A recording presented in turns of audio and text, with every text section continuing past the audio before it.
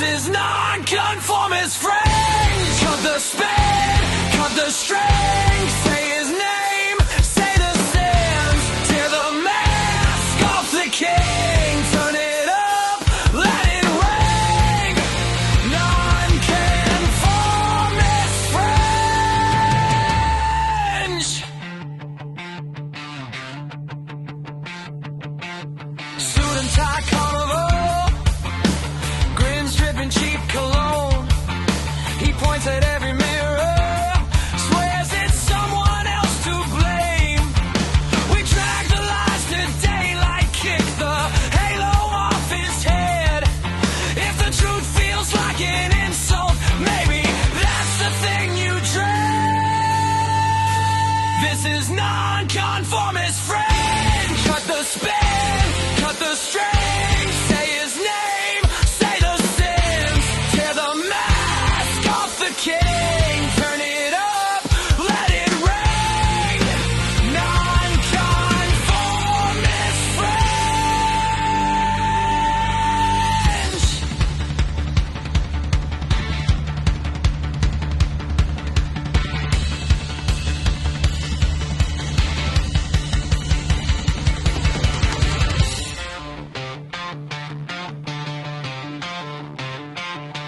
No script, no pledge, just facts on edge. No church of ego here. Just a beat, just a bite, and a voice in your ear. Are you scared of the light? Are you scared of the light? Turn the down, hear it roar.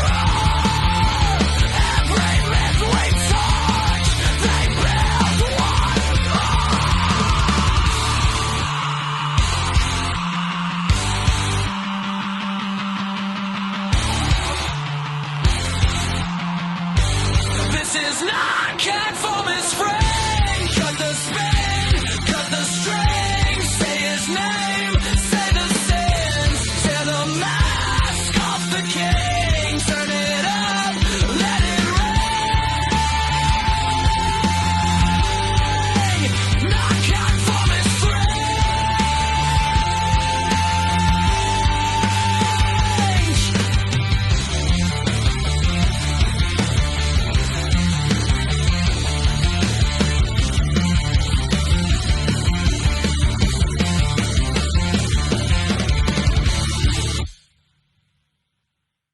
And welcome to the Nonconformist Fringe Podcast. I am your host, Jeff Canarsie. And as you guys know, we've been covering really in the last month, with the exception of maybe one or two videos, we've been covering sort of the internet sickness that is. But today we're not doing that.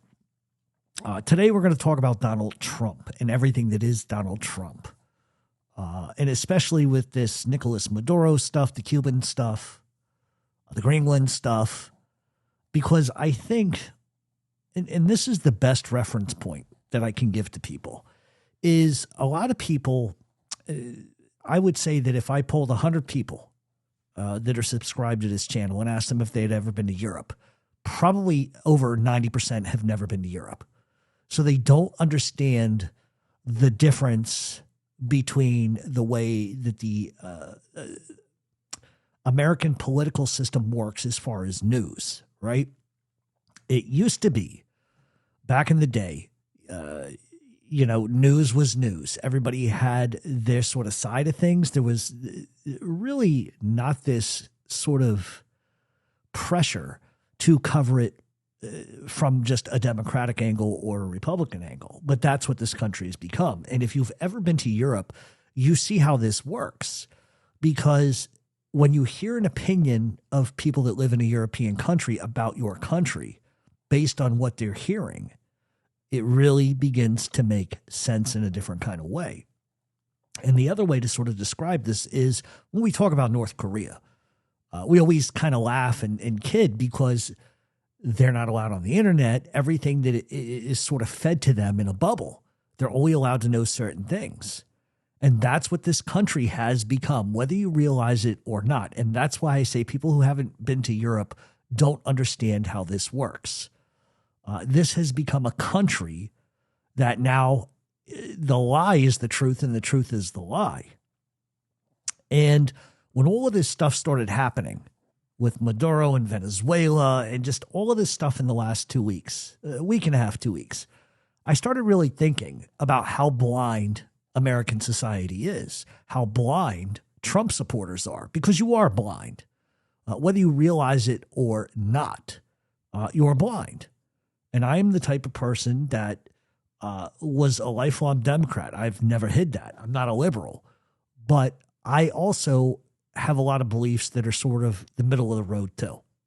Not necessarily Democratic, not conservative, I agree in different kinds of things. But what we're seeing now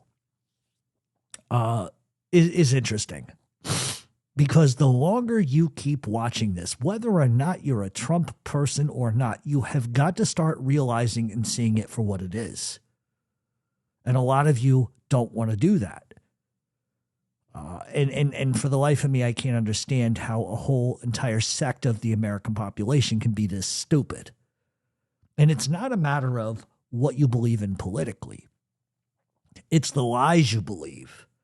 And listen, I'll go on record as saying this before we get into today's show, which is going to upset a lot of people. And frankly, I don't give a shit, because this is not about Democrats. This is not about Republicans. It's about common goddamn sense. And a lot of you don't have it.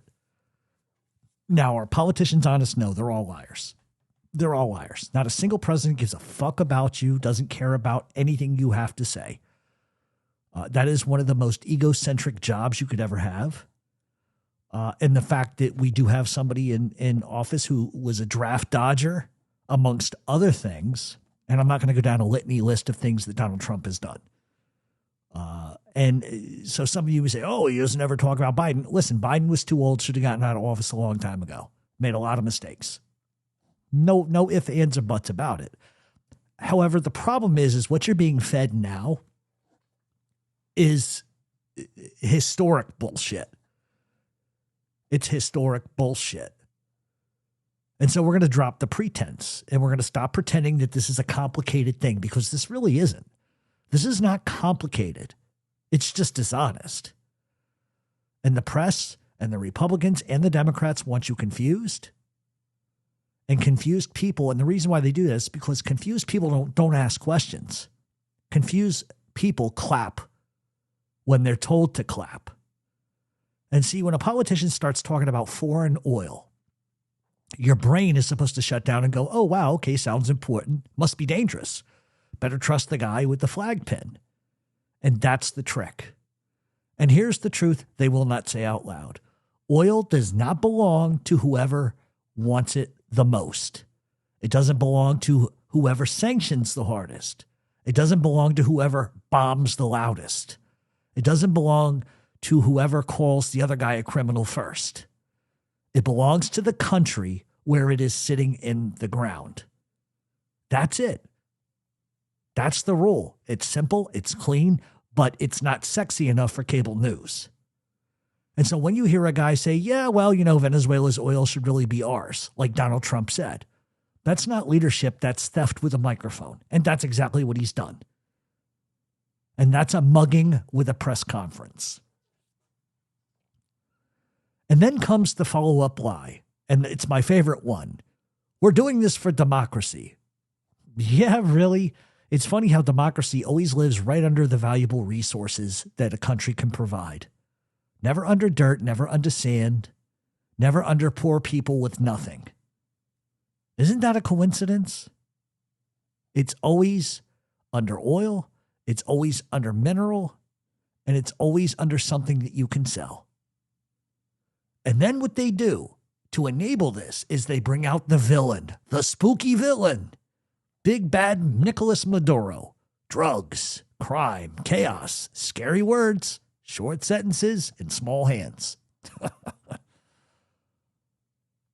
And I want you to listen carefully because this part does matter. Someone can be corrupt and you can still be lying about why you want that stuff. Both things can be true. You don't get to rob a house just because the owner's an asshole. But that's how empire logic works, and that's how Donald Trump works. He's bad. Therefore, everything he owns is suddenly up for grabs, this Maduro guy. And that's not justice. That's piracy without paperwork and documents. And sanctions, oh, those sanctions. Sanctions are the cleanest, dirtiest trick ever invented. They say, we're not hurting the people. It's bullshit. Sanctions are like setting the whole apartment building on fire and saying, no, we're just trying to smoke out the landlord. And what happens when you do that? Hospitals lose power, food prices explode, medicine disappears. And the same people point at the wreckage and say, see, failed state. Yeah, because you kicked the legs from underneath of it, you smug fuck. And then the mask slips. Greenland. Remember Greenland? Whole country of people. And someone goes, yeah, how much? Not, can we partner? Not, what do you people want? Not, what's ethical? No, how much? Like it's a fucking timeshare. And that's when the truth leaks out. To these people, land isn't land. Countries are not countries. People are not people. They're assets. It's inventory. It's something to acquire, exploit, and move on from when it stops paying dividends. And I don't understand why any of you cannot see this. And here's the part that really pisses them off. The part that they don't want said out loud. This is not new. Empires have always done this. The only difference now is the honesty level. It used to be, oh, they'll dress it up with poetry. Now it's just, we want it, so we'll take it. It used to be flags and speeches. Now it's spreadsheets and sanctions. Same playbook, different different font. And so when you hear, America has a right, stop right there. Countries do not have rights to other people's lands. They have power and they confuse it with morality. And what did the government do with Indian lands? The same shit they're doing now everywhere else. This has been started a long time ago. Anything not white and rich is going to get buried. That's the way this country operates from the elitist standpoint. And that's just the truth.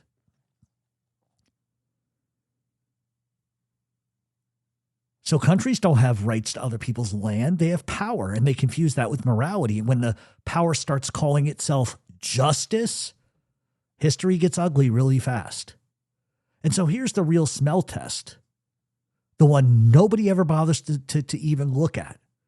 If another country did this to us, if someone said that our oil didn't belong to us, if someone sanctioned our economy and demanded our resources, what would we call that? And you already know the answer. And that's how you know this whole thing smells like shit. Because the rules don't change. The only thing that changes is who's holding the fucking microphone and speaking at the fucking pulpit. And so why Nicolás Maduro and now? Why now? Well,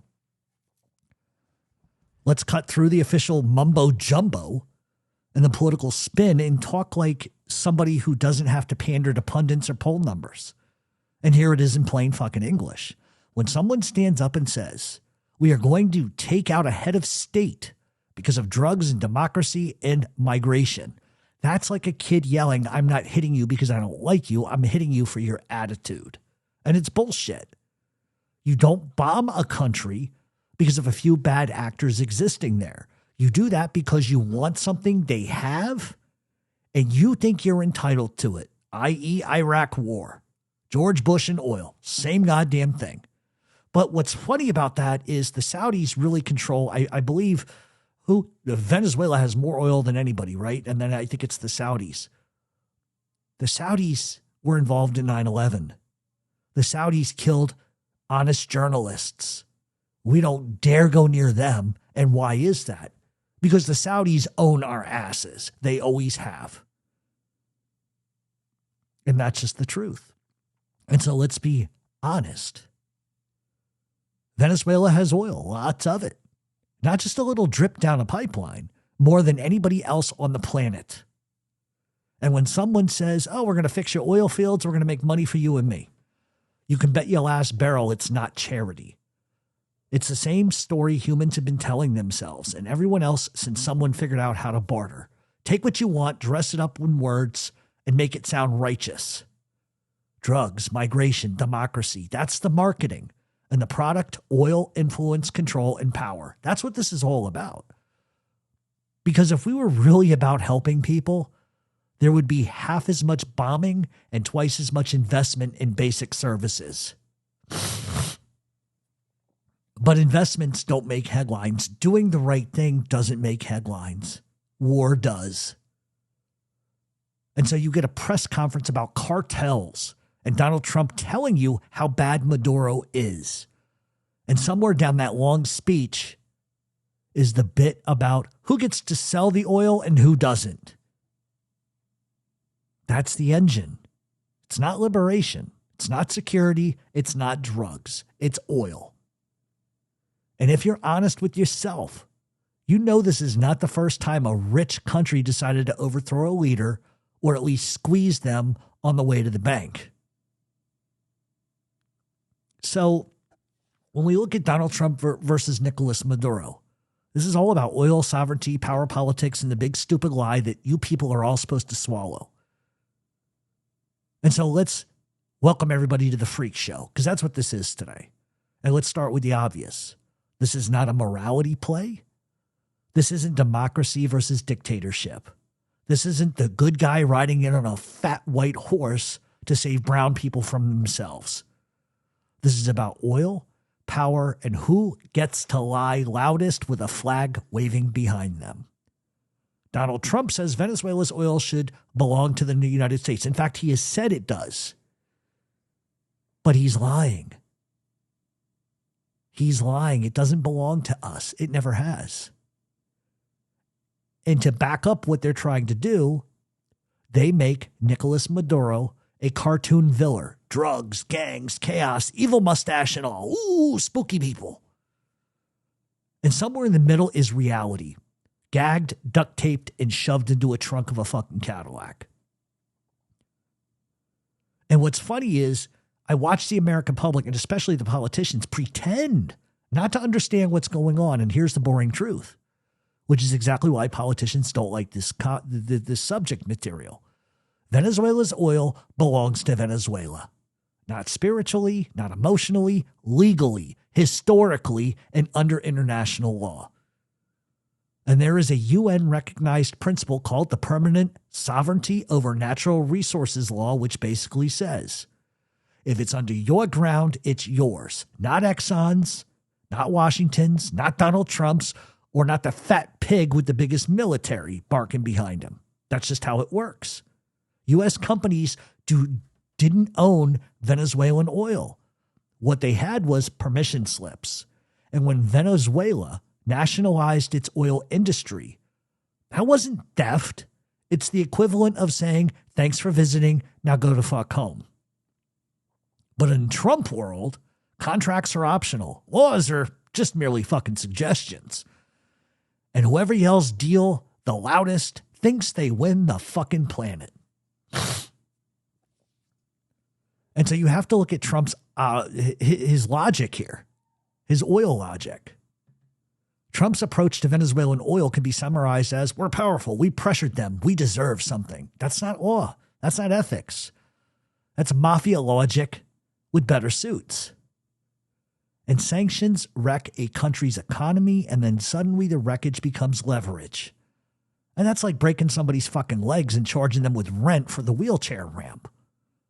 Trump has talked about seizing oil, redirecting oil, controlling revenue, letting U.S. companies fix Venezuela's industry, which is fascinating to me, especially when other countries do that. It's called imperialism. But when we do it, we call it leadership. Same behavior, different press release. And the sanctions are meant to starve the house and kill the rat. Sanctions are sold as precision tools, but they're not. They're blunt objects. You don't sanction a government. You bleed a population and hope the right people faint first. Oil revenue funds hospitals. It funds electricity. It funds water, food imports. Cut that off, and suddenly everybody's going to suffer. But somehow the guys at the top still have security and steak dinners while selling their fucking stupid Bibles with their name on it. You're the furthest thing from fucking Christian I've ever seen in my life, you orange asshole. But here comes the punchline. After sanctions collapse the economy, the same people are going to say, see, they can't manage their own fucking resources. Yeah, no kidding. You tied their hands and stole the tools for them to do it. And the only way that Trump can leverage any of this is by lying about Nicolás Maduro, putting bullet points and trying to connect them with fucking silly string. Because let's look at the charges against Maduro, and they're serious. But they are serious, but they're very convenient. Maduro faces real criminal charges in the United States, drug trafficking, conspiracy, and it's all ugly shit. But here's the part that they whisper instead of shouting. Charges are not convictions, indictments are not trials, and political rhetoric routinely outruns the fucking evidence. And that's exactly what is going on in this case. Go read the indictment for yourself. I'm not going to read it today, but I went through it. There's nothing. It's bullshit. From stern to fucking aft. It's nonsense, and I'll explain why. And suddenly, Venezuela just isn't corrupt. It's a narco state, a crime factory, a national criminal syndicate exporting evil like bananas. And the funny thing is, the United States had no problem working with governments accused of the same goddamn thing, as long as they sell oil to the right people. And that is the hypocrisy of the United States of America. We backed bin Laden. We gave him weapons. We backed Saddam Hussein, gave him weapons. Iran-Contra. How many times have we given weapons to people to slaughter nations? And then we act surprised when they turn on us. So either America is retarded or they're really horrible at picking good allies. Meanwhile, Donald Trump is shitting on all the allies we have left. And if you can't see that, then there's no help for you.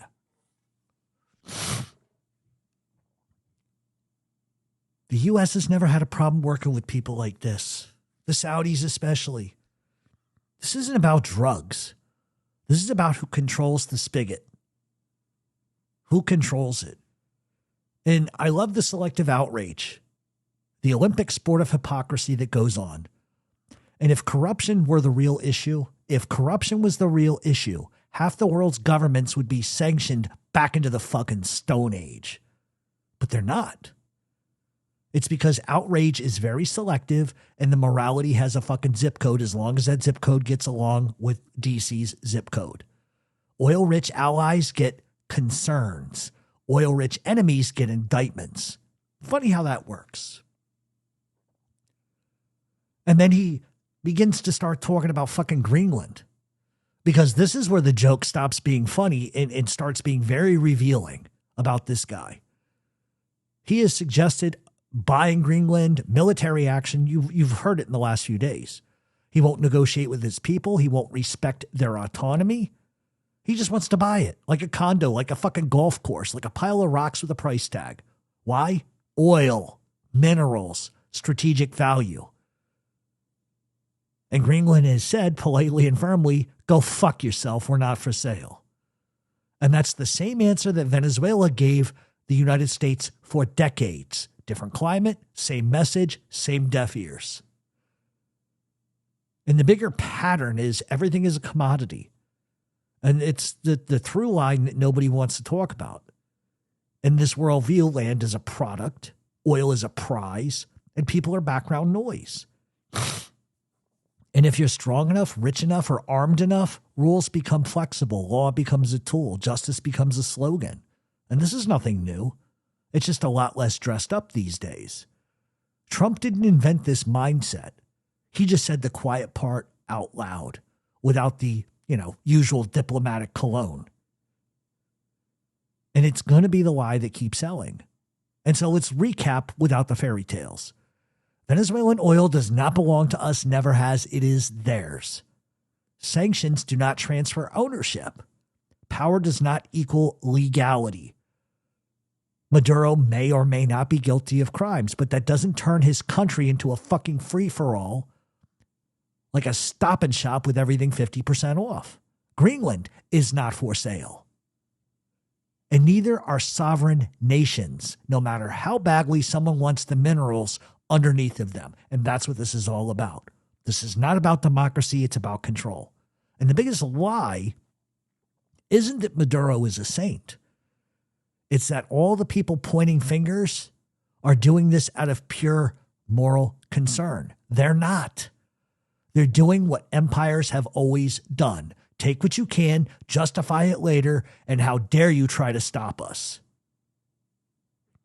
And so if you want to look at the indictment, I want you to go do that. One of the things we do on Mob Talk Radio is we talk about indictments. So I went through the whole entire indictment of Nicolás Maduro and his wife today.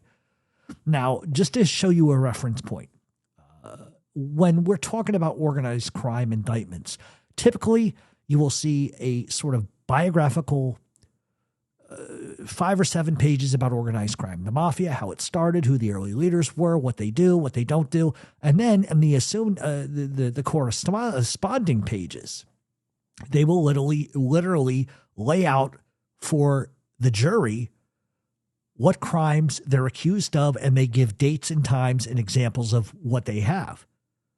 Go read the Maduro fucking indictment and tell me one thing you fucking find. You're not going to find anything because there is nothing. They make all of these kind of assertions dating back to 2006. If you knew he was in bed with narco traffickers in 2006, why did nobody move on that? Why did nobody do anything? And we can go back. I don't even, off the top of my head, who would it have been? Obama? Let me see really quick. I can't remember for the life. No, it was George W. Bush, a Republican. If he knew all of this in 2006, why did he do not a goddamn thing? If it was so bad, so egregious, so terroristic, excuse me, why does he do nothing? And I think the case in point is, especially if you go read the Nicolás Maduro indictment, there's really nothing. A lot of assertions without factual proof to back it up. And let the truth be told. Legally speaking, you cannot go into another country and take their president. You just can't do it. Do you know what would happen if anybody tried to do that here? The amount of shit that would start? I'm not asking you to believe that Maduro's a saint. What I'm asking you to do is stop believing your government's telling you the truth about everything, because they don't.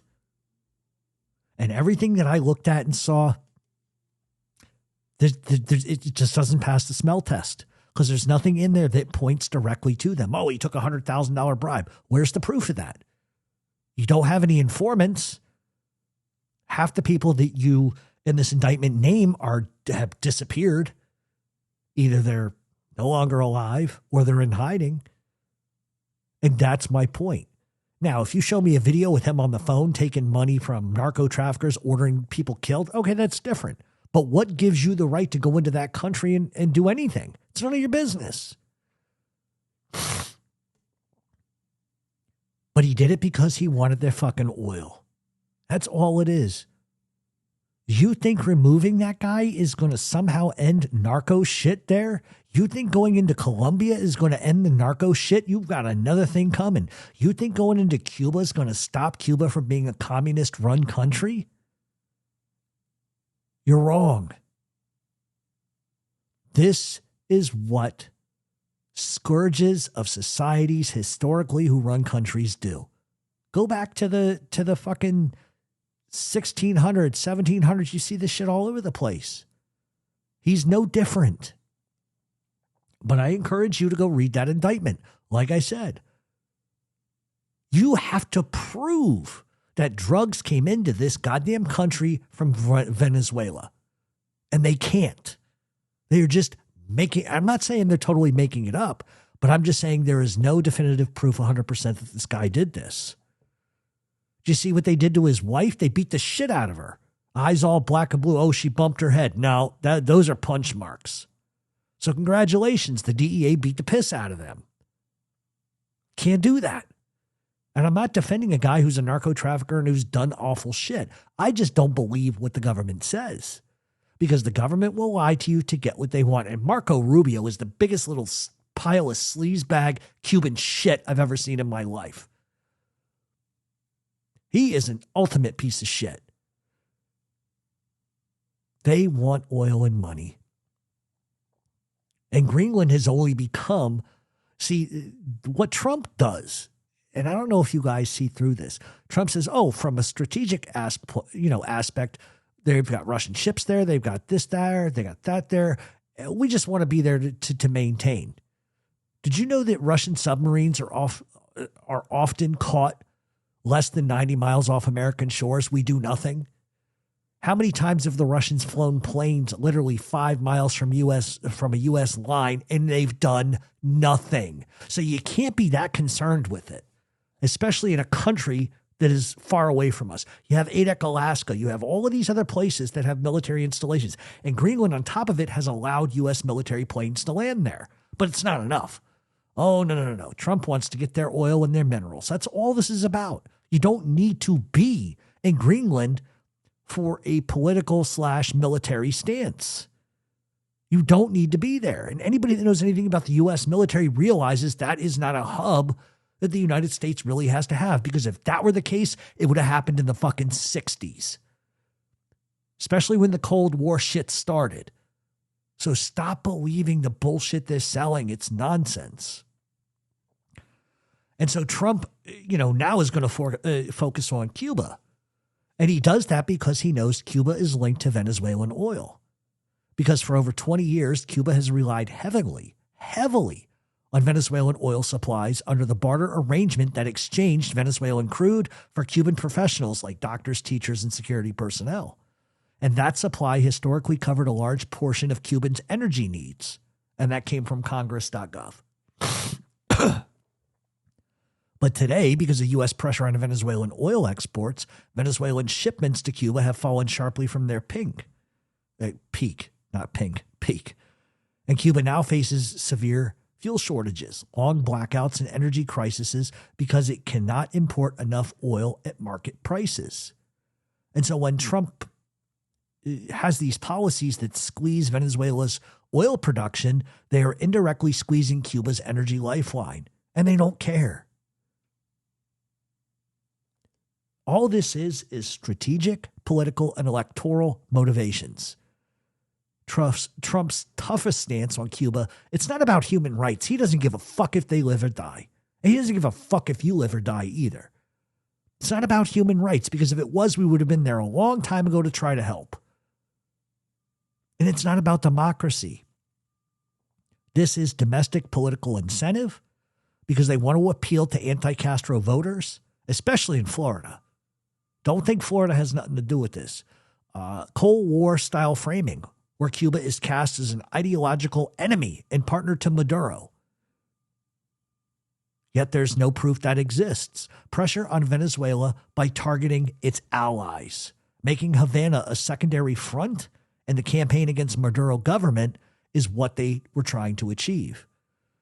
Secretary of State Marco Rubio made it clear that the U.S. demands include severing ties between Venezuela and nations like Cuba in exchange for access to Venezuelan oil markets. Stop talking to them, stop being friends, and I'll make sure the lights stay on. Who does that? And there is a regional alliance and there are security narratives that we constantly hear.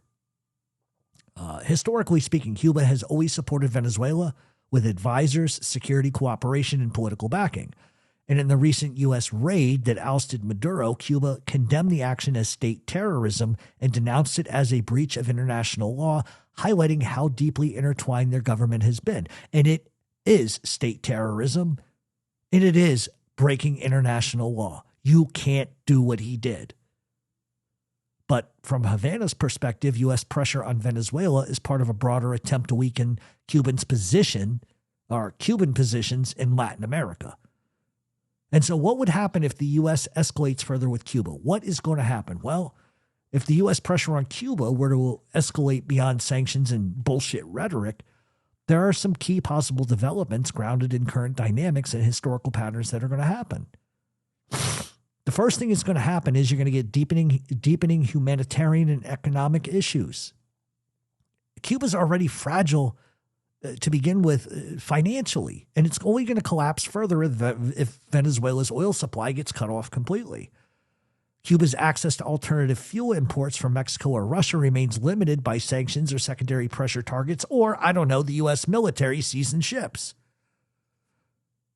And that could translate into worsening shortages of electricity, food, distribution breakdowns, and public services failures, sparking unrest and mass emigration. You don't want them here. It's going to create a regional instability. There is going to be a greater reliance on non-Western partners like Russia and China for economic or military support. That's the last fucking thing you want Cuba to do.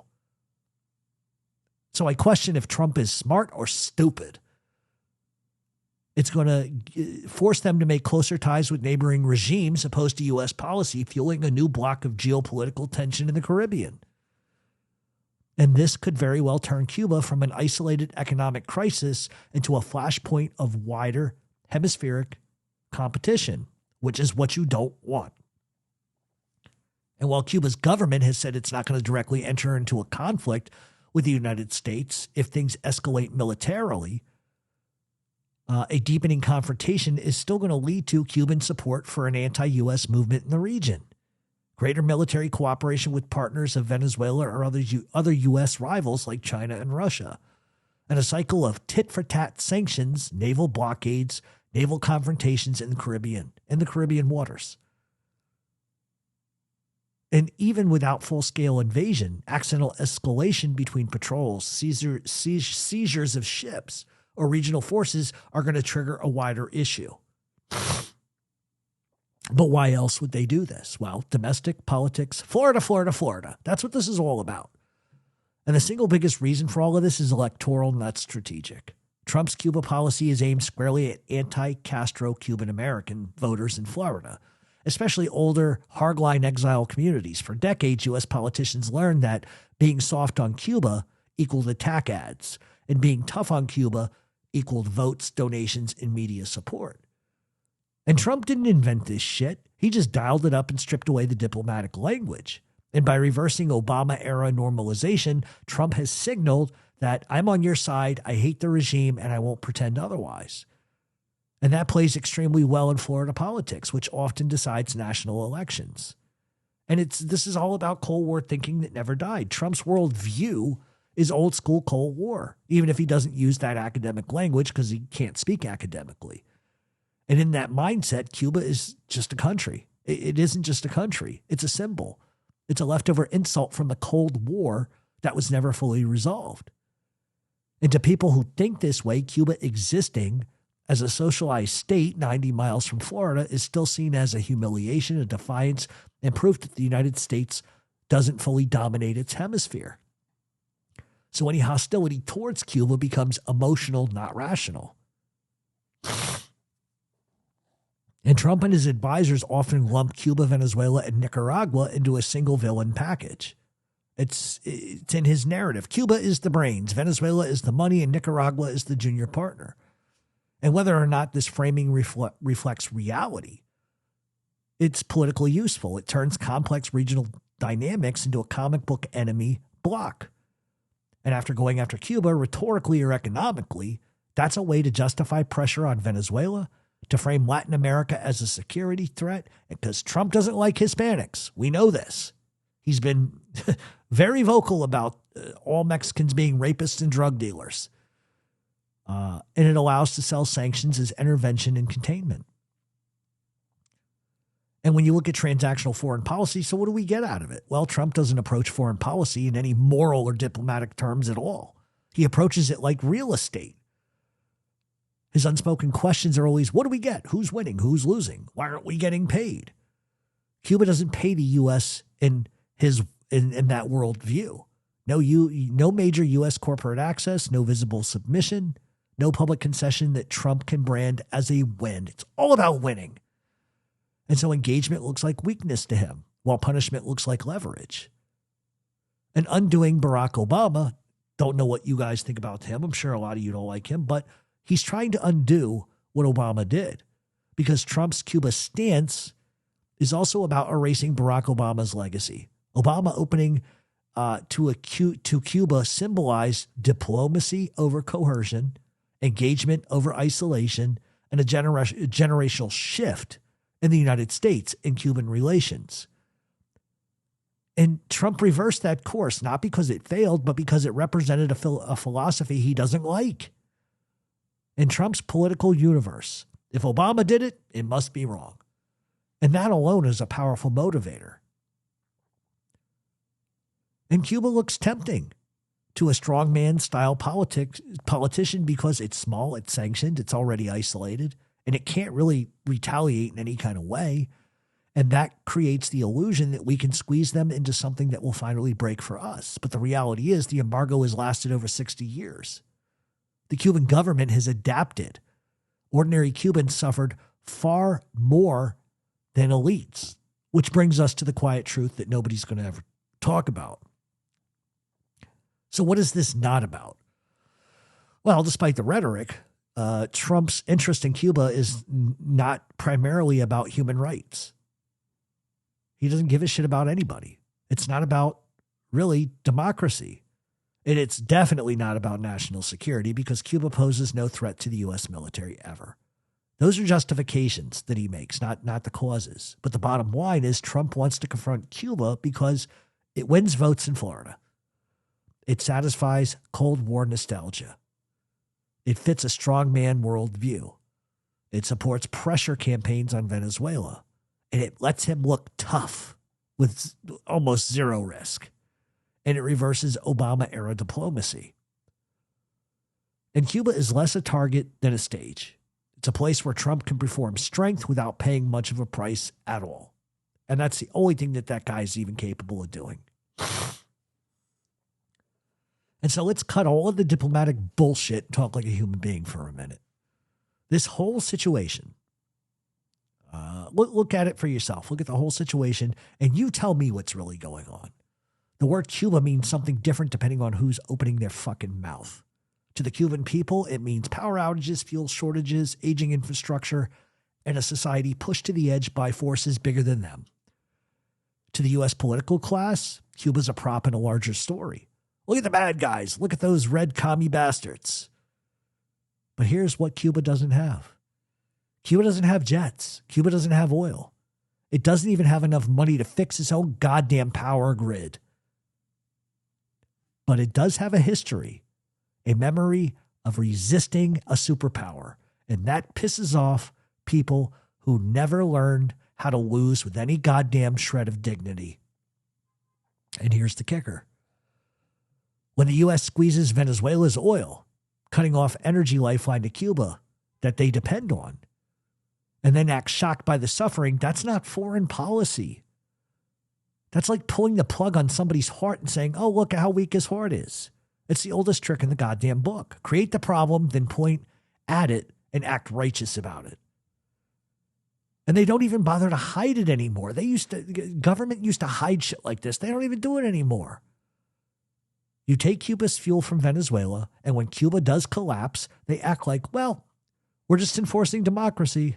No, you're enforcing power. You're enforcing wealth. You're enforcing the idea that might make it right. And it's the same old song and dance, just with a new beat. Sanctions, human rights, bad governance, illegal regimes. And those are just fancy words, over one simple truth. People with power want what they want, and they'll find the language to justify whatever they do.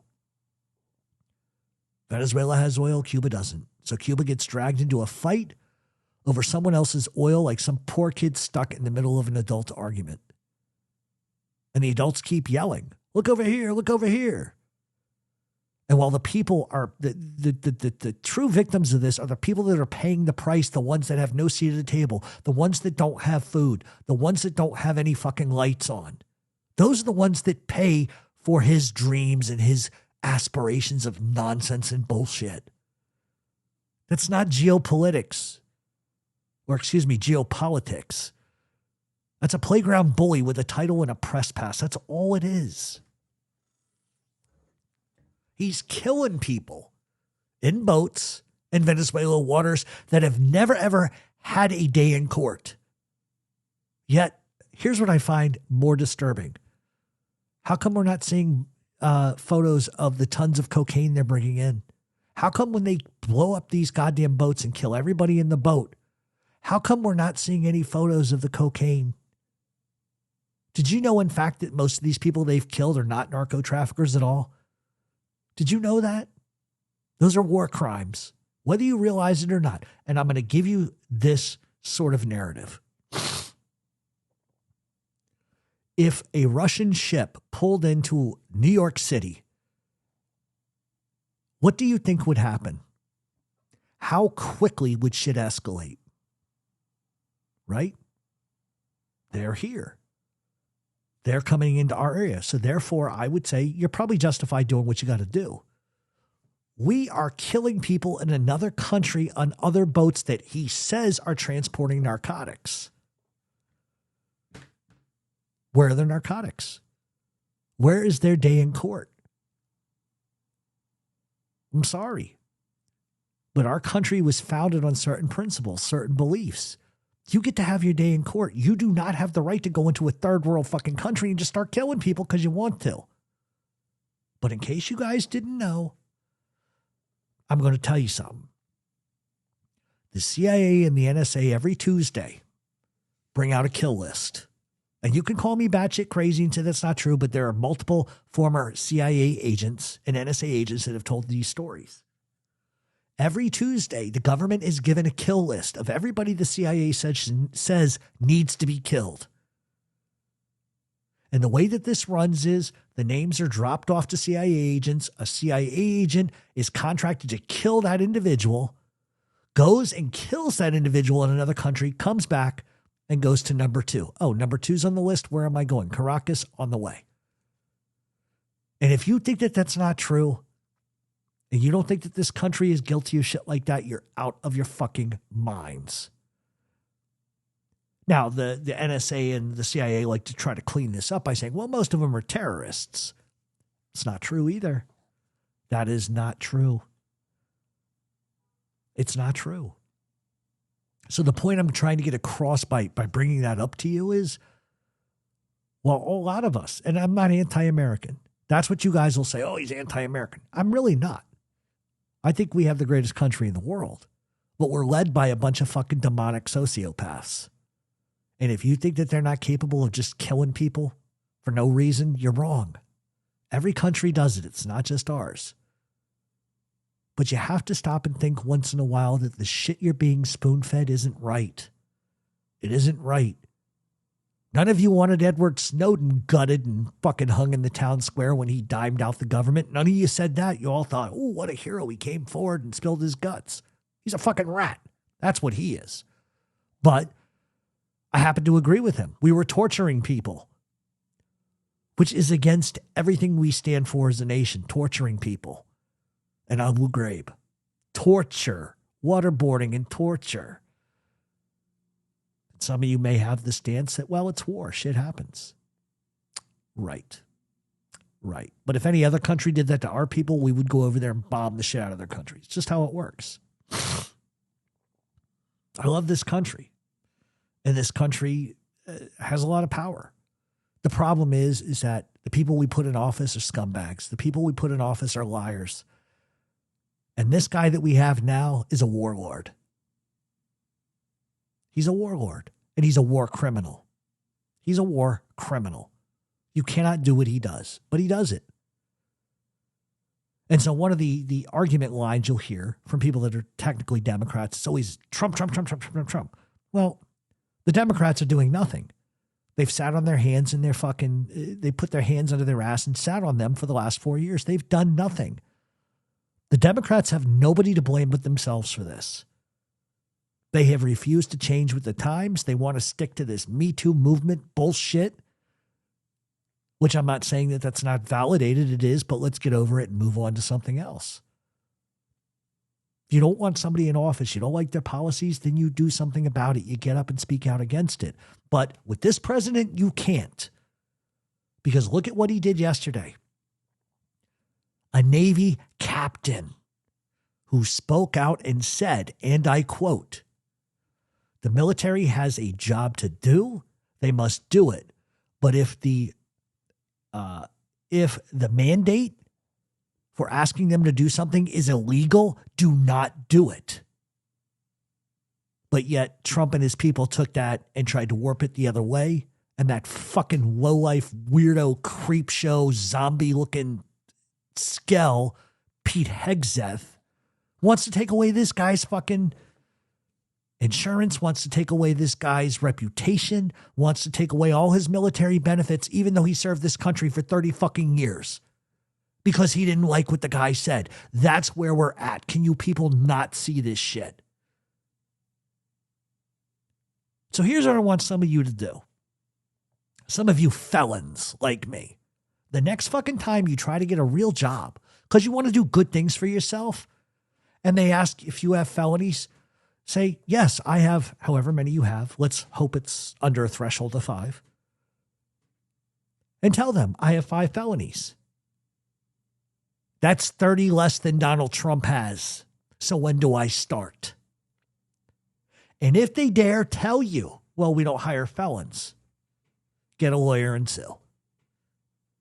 Because you could be a 34-time convicted felon and run this country. So nobody can tell you ever again. The Target can't tell you they don't hire felons. They can't put that against you now. And ask yourself this.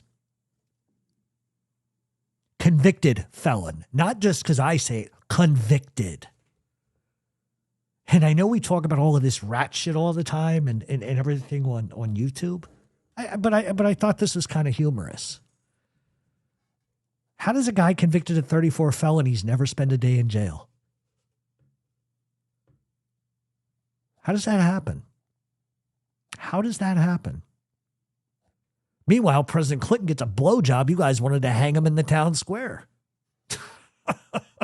You're the same people that said Barack Obama was born not in this country. You're the same people that said Hillary Clinton was a part of a child scheme running out of a pizza parlor in New Jersey. You know how stupid you people are that you believe this shit? And at the end of the day, we may never, ever fucking agree on anything political. And this is not political as far as I'm concerned. You know what this is? This is about what's right and what's wrong. And for some of you who justify the things that this guy does, I will never understand it. I couldn't justify any president doing that type of shit. I just can't. It's un-American. It's non-American values.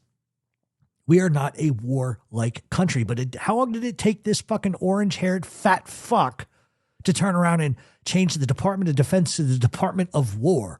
Oh, well, it's a big, beautiful word. Big, beautiful word. He couldn't spell war if his fucking life depended on it. He's a scumbag. And I don't care if you people don't agree, because his scumbaggery and his skullduggery and whatever the fuck else you want to say, it's nothing I made up. It's all public knowledge. It's all public knowledge. And I get it. I get why Trump is popular. He says what you people don't have the balls to say. And he does say it in a funny way sometimes. I got to give him that. He did make me laugh a couple of times. But this whole mystique of him being tough, he's not tough. It doesn't take a tough guy to pick on a third world nation that can't fucking fight back. Let him talk that shit to Russia or Iran. Let him talk that shit to them. Or let him fly over to fucking China and talk that shit to Jinping, whatever the fuck his name is. Let him go over there and talk that shit. Which brings me back to the military guy. They're trying to take away everything he ever earned because he doesn't agree with Donald Trump. Or Pete Hegseth, who can't keep his hands off of a fucking widow. Fucking weirdo. You people voted this asshole in office. It falls on you. Now, the question remains, and final. The question remains, could we have done better? No, because I don't think the Democrats offered shit. I don't think they've really offered shit in a long time because they're too caught up in their own nonsense and they're arguing amongst themselves about what's the most important. See, this used to be, Donald Trump used to say, oh, America first, America first, America first. But yet the majority of shit that he has done goes directly against that. This is about him getting what he wants because he's a megalomaniac. He's a dictator. And I love how you people just wait because it's going to happen. Wait until he tries to give military orders and the military balks at him because that's going to happen at some point. And what's he going to do? Court-martial them in fucking Tompkins Square Park here in New York? Oh, we're going to court-martial and execute them. They refuse to do what I ask. And yeah, drugs flooding the country. How come we're not talking about the Saudis who have flooded America with drugs for 70 years? Why don't we mention that shit? Why don't we mention that? Or the brutality in which the Saudis treat women. Why don't we talk about that? And that's my point. A lot of people don't want to focus on what's bad on both sides of the aisle. They're all liars. They're all scumbags. They don't give a fuck about you. And that's the biggest issue I have with Trump supporters is they refuse to even acknowledge shit. They still think the Democrats stole the fucking election, even though it was proved 60 ways from Sunday that that's not what happened. But what we did have was Trump on a phone call trying to get a guy to get him votes to make him the winner. And if you can't see through that, then there's no fucking helping you. But he is the president. And so as much vitriol as I have, you have to support the president of the United States. Whether you like him or not, you have to. Because that's American. Even if he is a 34-time convicted felon, someone who has on more than a dozen occasions been accused of SAing women, in fact, got sued repeatedly for it and lost, and yet you support that. God forbid if Joe Biden, that's the other thing. That's what you guys do too. Joe Biden, who kisses his granddaughter on the cheek, you call him a chomo. Oh, so does that mean when your parents kissed you on the cheek or the lips when you were a kid, they should be in jail for that too? But that's all you people have, is you manipulate the facts. And I see Democrats do it all the time too. They manipulate the crap out of everything because nobody's honest anymore. Nobody's fucking honest about anything because this country has become the lie is the truth and the truth is the lie. And you watch, mark my word. Trump is busy plotting his little Napoleonic type of seizures of other countries, but he's not watching the countries he should. Like, I don't know, China, North Korea, and Russia. That's sort of the triple threat of fucking problems because if the three of those nations go against us, we're fucked. We cannot defend ourselves against those three nations. Those are just facts. And that's the state we're in. And I just wish that this country for once would just stop stepping on its own dick. Because that's what they do. And there will be consequences for this Venezuela shit. There will be consequences for the Greenland shit. There will be consequences because the United Kingdom is now saying that if we go to move against Greenland, we will have no support from any European ally. Smart move, you fucking orangutan-looking fat fuck. Because what a lot of you don't realize is that is putting us in more danger. We barely have any allies as it is because of this asshole. And if he goes and does something like that, then what? He just doesn't care because I don't think he's intelligent enough to understand what's going on. Because it's his way or the highway. Buy his stupid Bible, eat his shitty ass steaks, go to his college, which never existed, but he ripped millions of dollars off from people and put it in his pockets. Self-proclaimed king of real estate. Come on. It's just how it is.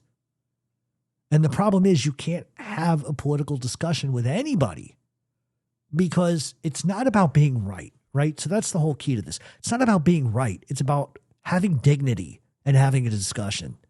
He's a low-life fuck. Worst president we've ever had in the history of the United States. Those are just facts. The poll numbers don't lie. Everything he's done, we do not lie about.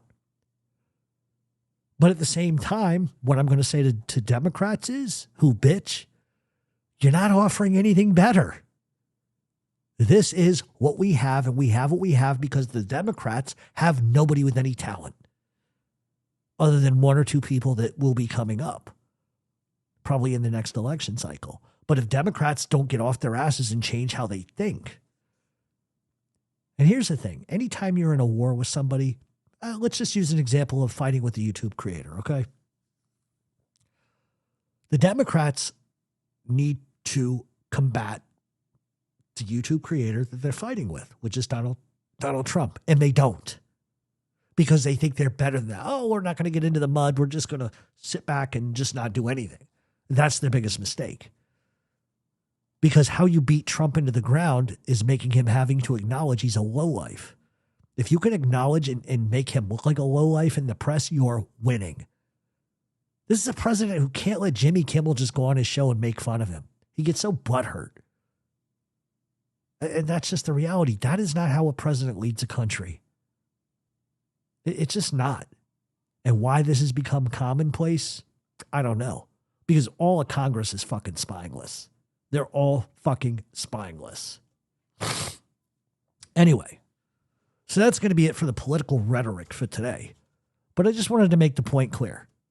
I'm not saying Maduro's not a great guy, but there is nothing substantial they have shown in their paperwork that makes a whole hell of a lot of sense. And you guys know I read indictments like people eat breakfast all day long, 6 days a week.